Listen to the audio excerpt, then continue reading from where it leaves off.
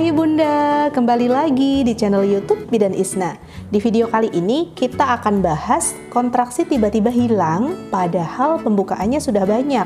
Kira-kira kenapa ya kok bisa kayak gitu? Simak terus videonya, jangan lupa untuk klik dulu tombol subscribe, aktifkan juga loncengnya agar Bunda tidak ketinggalan update video terbaru dari aku. Terima kasih. Ketika kontraksi Bunda normal, kemudian kontraksinya juga bagus, maka tentu saja pembukaan persalinan akan semakin maju. Tapi kalau kontraksi persalinan ini memburuk, bisa saja kekuatannya melemah atau tiba-tiba menghilang. Ini menjadi masalah yang perlu Bunda perhatikan ya. Ada salah satu kasus dari pasien yang lahiran itu pembukaannya sudah 7, tetapi tiba-tiba kontraksinya itu semakin melemah dan akhirnya kontraksinya benar-benar hilang. Bundanya sudah tidak merasakan sakit lagi, tidak merasakan kontraksi lagi, dan pembukaannya stop di pembukaan 7 saja.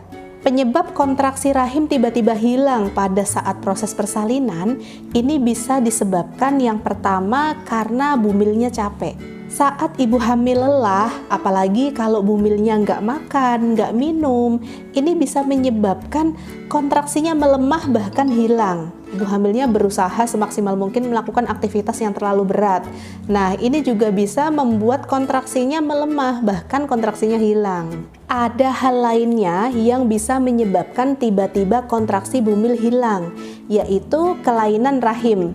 Nah, bisa disebut juga dengan inersia uteri. Inersia uteri ini adalah kelainan kontraksi rahim. Normalnya rahim itu kontraksinya itu semakin meningkat dari 3 kali dalam 10 menit, kemudian 4 kali dalam 10 menit, kemudian 5 kali dalam 10 menit. Ada suatu kondisi ketika inersia uteri, artinya rahimnya ini yang harusnya berkontraksi, tetapi ternyata tidak berkontraksi karena ada faktor lainnya. Faktor lainnya ini bisa juga dikarenakan permasalahan hormon. Mungkin rahimnya terlalu lelah, terlalu capek, sehingga reseptor penerima hormon yang bisa membuat kontraksi ini menjadi error, Bun. Kita bisa bayangkan apabila rahim itu adalah sebuah handphone itu adalah perangkat keras. Nah, kemudian ada perangkat lunak yang bisa menerima sinyal.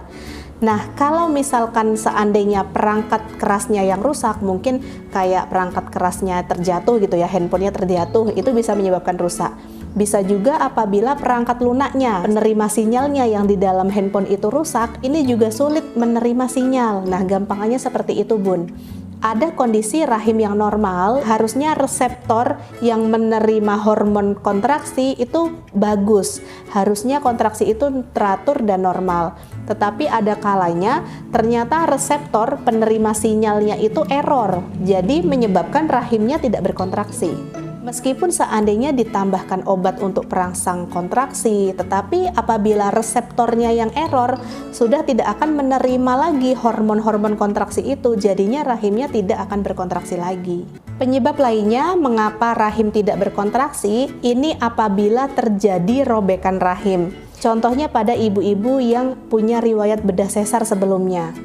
Nah, pada saat persalinan yang ini, kemarin persalinannya sesar, kemudian yang persalinan ini normal. Apabila memang ada sesuatu, contohnya rahimnya tipis, kemudian kontraksinya terlalu kuat, memang ada resikonya untuk rahim ini bisa sobek. Nah, kalau rahim itu sudah sobek, ibunya pasti akan mengalami kesakitan dan kontraksi rahim itu akan tiba-tiba hilang. Bisa juga karena ibu hamilnya stres.